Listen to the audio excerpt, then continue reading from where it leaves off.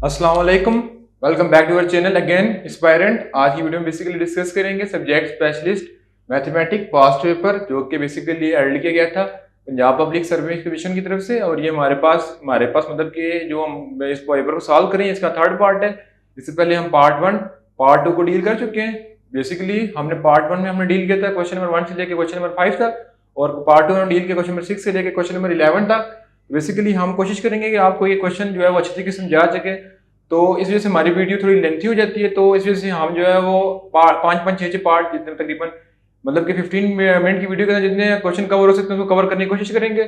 तो जो हमने पार्ट 1 और पार्ट 2 को हमने डील किया, उनका जो है लिंक हम डिस्क्रिप्शन में दे देंगे। तो हम स्टार्ट करते हैं क्वेश्चन नंबर 11 से। तो start with the name of Allah, बिस्मिल्लाहिर्रहमानिर्रहीम। तो मूव करते हैं अपने क्वेश्चन नंबर 11 की तरफ। तो क्वेश्चन में मतलब कि क्वेश्चन नंबर 11 तक हमने सॉल्व कर चुके थे। जब क्वेश्चन नंबर 12 पे आ जाते हैं तो क्वेश्चन नंबर 12 को सॉल्व करने की कोशिश करते हैं कि इसमें क्या गिवन है। तो हमारे पास लिखा हुआ है हमारे पास क्वेश्चन है कि limit x square bar divided by x is equal to 0। अब इनमें से एग्जिस्ट करेगा कि एग्जिस्ट नहीं करेगा, 1, 2 या 1/2 या डज नॉट एग्जिस्ट। तो हम इसको सॉल्व करने की कोशिश करेंगे, फिर देखेंगे। तो इसके लिए हमने नोट्स ओपन कर लेते हैं क्योंकि यहाँ पे थोड़ा लेंथी हो जाएगा।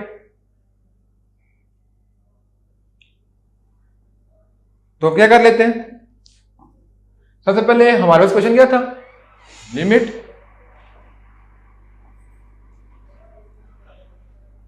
एक्स का bar divided by x approaches to 0।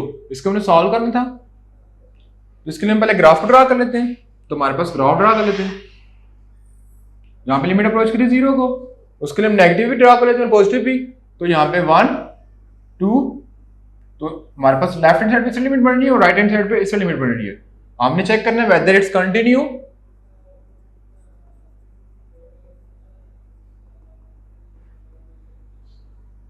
और नॉट। तो अगर मैं पुट करूं limit x approaches to 0 x का bar divided by x equal to proof करना है हमने।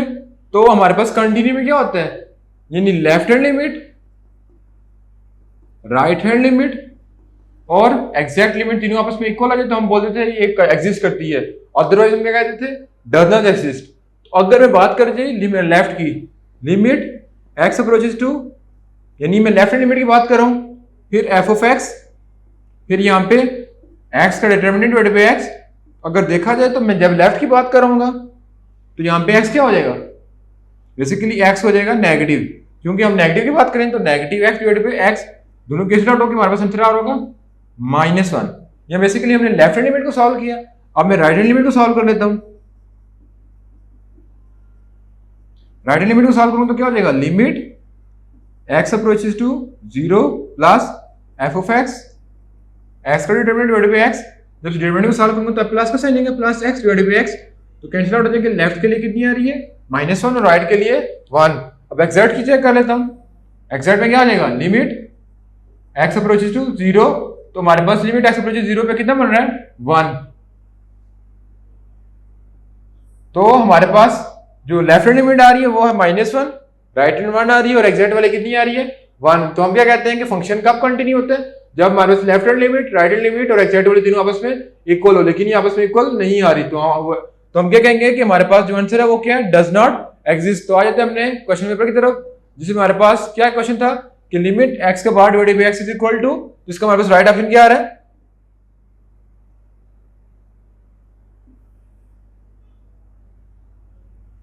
Does not exist. मूव करते हैं अपने नेक्स्ट पार्ट की तरफ। अब नेक्स्ट क्वेश्चन हमारे पास क्या लिखा हुआ है कि Kashi Riemann equation in polar form. अब काशी रीमैन इक्वेशन की दो फॉर्म होती है, कार्टेशियन फॉर्म और एक पोलर फॉर्म। तो पोलर फॉर्म मैं आपको समझाऊंगा, तो आपने मुझे काशी जो है वो अब मैंने आपको मतलब पोलर फॉर्म बता देनी है, आपने कार्टेशियन फॉर्म को कमेंट सेक्शन में बताना है। तो काशी पोलर फॉर्म क्या होती है, अगर मैं इसको सिंपल तरीके से लिखूं जो आपको याद करने में इजी होगी, g of r is equal to 1 divided by r v theta is equal comma u of r is equal to -1 over r u theta. अब इसको याद रखना इजी हो जाएगा। u of r mean derivative partial derivative of u with respect to r, फिर v theta mean partial derivative of v with respect to theta. अब v divided by r mean partial derivative of v respect to partial r और d u theta mean partial u, इसको second पे लिख लेते हैं। और इसको कैसे लिखा जाएगा, d of u divided by d theta यानी partial derivative of u respect to d theta. तो हमारे पास जो राइट ऑप्शन आ रहा हुआ है फर्स्ट वन। आपने मुझे क्या करना है, मैंने आपको ये पोलर फॉर्म बता दी है, दूसरी होती है कार्टेशियन फॉर्म।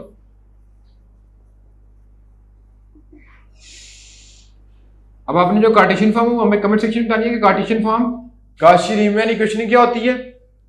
तो मूव करते हैं नेक्स्ट क्वेश्चन की तरफ, जिसके हमारे पास है evaluate x square minus x plus 1 where c is circle and x is equal to 1/2। तो कोशिश करते हैं इधर ही सॉल्व कर लेते हैं। तो हमारे पास क्या है, x इज इक्वल टू 1/2 यानी सर्कल के इक्वेशन और ये 1 हो जाएगा, ये 2, ये -1, ये -2, ये 1 और ये 2, ये x एक्सिस, ये y एक्सिस, ये नेगेटिव x एक्सिस, ये नेगेटिव y एक्सिस। तो हमारे पास कहां ड्रा हो रहा है 1/2 पे, 0.5 0.5 0.5 0.5। तो सर्कल ड्रा कर लेते हैं।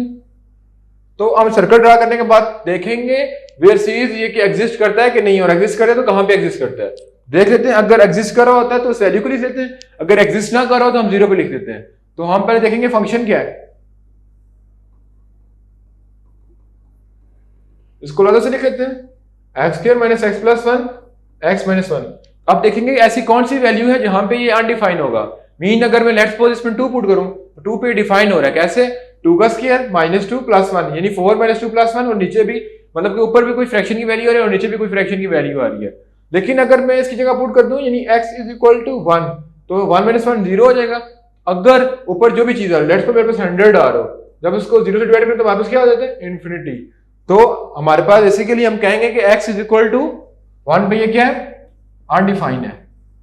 जिस जगह पे अनडिफाइंड है उसको देखेंगे कि सर्कल के अंदर एग्जिस्ट कर रही है कि नहीं। अगर कर रही होती तो हमारे पास आंसर 1 आ जाता। देख लेते हैं एग्जिस्ट करती है कि नहीं। जब हम चेक करेंगे तो ये सर्कल के अंदर एग्जिस्ट नहीं कर रही क्योंकि 1 इससे बाहर है और -1 इससे बाहर है। तो वहां पे जो राइट ऑप्शन आता है वो क्या है, 0। अगर एग्जिस्ट कर रही होती तो हम क्या लिखते हैं 1/2, अगर एग्जिस्ट नहीं कर रही होगी तो क्या लिखेंगे 0। मूव करते हैं नेक्स्ट क्वेश्चन की तरफ, जिसमें हमारे पास क्वेश्चन क्या है, the principal value of -i मतलब के क्वेश्चन कुछ इस तरह -i की पावर i इसकी कैलकुलेशन करनी है। तो पहले हम लिख लेते हैं यूलर फार्मूला जो कि हमने पढ़ा होगा, जो था a की power iota theta is equal to cos theta plus iota sine theta. ठीक है, अगर मैं इसको रिप्लेस कर दूं, मेरे पास ये -i है तो मैंने कैलकुलेट करा तो हो जाएगा cos theta minus iota sine theta. अब यहाँ पे थीटा थीटा लिख रहा हूं, लेकिन मेरे पास पता है कि मतलब इसको मैं रिप्लेस करके इसको आपको समझाने की कोशिश करता हूं कि अगर मैं लिखूं -i तो -i हमारे पास कैसे हो जाएगी, cos π/2 माइनस आयोटा साइन π/2। ठीक है, अगर यहाँ पे माइनस लिखा तो यहाँ पे प्लस आ जाता।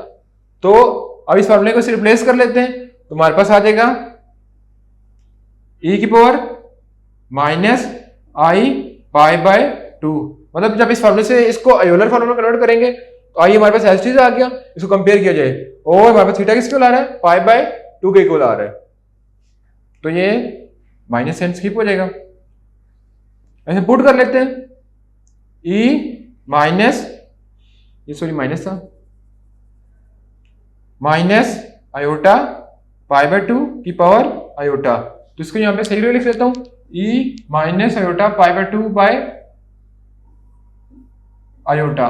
तो iota minus iota into iota, iota का स्क्वायर π/2। तो आयोटा स्क्वायर की वैल्यू हमारे पास होती है -1 माइनस माइनस प्लस। तो हमारे पास जो राइट ऑप्शन आ जाएगा e की पावर π/2 जो कि हमारे पास बनता है फर्स्ट ऑप्शन, जो कि e की पावर क्या आ रही है π/2। तो सबसे पहले हमने क्वेश्चन में क्या किया, सबसे पहले क्वेश्चन को हमने देखा कि हमने इसको यूलर फार्मूला की तरह से लिख लिया। तो हमारे पास आयोटा आ रहा था माइनस आयोटा इक्वल आ रहा था cos π/2 माइनस आयोटा π/2, ये लिख लिया।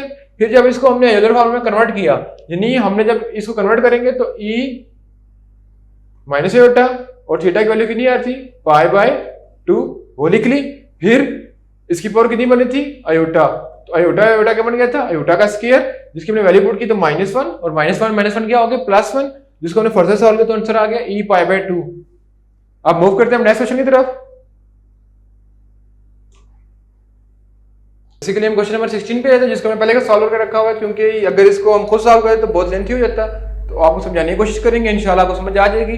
तो क्वेश्चन नंबर 16 में था the residue of function x के माइनस 2x x प्लस 1 का square x plus 4 at x equal to 2i। तो सबसे पहले हमें पता होना चाहिए कि हमारे पास रेजिड्यू फाइंड करने का फार्मूला क्या होता है। तो हमने बेसिकली ये रेजिड्यू फाइंड करने का फार्मूला लिख लिया, ये वाला। अब इस फार्मूला का लिखने के बाद हमने x माइनस है x और a की वैल्यू हमारे पास क्या थी 2i, फिर फंक्शन की वैल्यू पुट कर दी। फंक्शन हमारे पास क्या था x square minus 2x x square plus 1 x square plus 1 इधर पुट कर दिया। फिर उसको हमने बेसिकली आप उसको पुट करने के बाद ये x स्क्वायर प्लस 4 था, तो x स्क्वायर प्लस 4 को हमने यहाँ पे फैक्टराइज करके हमारे पास बन रहा था x स्क्वायर माइनस 4i, उसको यहाँ पे हमने पुट कर दिया। अब जब नेक्स्ट स्टेप हम क्या कर लेंगे, उसके फैक्टर बना लेंगे, और x माइनस a था, x माइनस a की जगह उसकी वैल्यू पुट कर दी जो कि थी 2i, ठीक है, और x कॉमन ले लें यहाँ से, तो x माइनस 2 बच गया, x प्लस 1 का स्क्वायर। अब यहाँ पे x minus 2i x plus a मतलब कि a का स्क्वायर मैंने b का स्क्वायर वो आ गया। अब यहाँ से x माइनस 2 आपस में काट जाएंगे,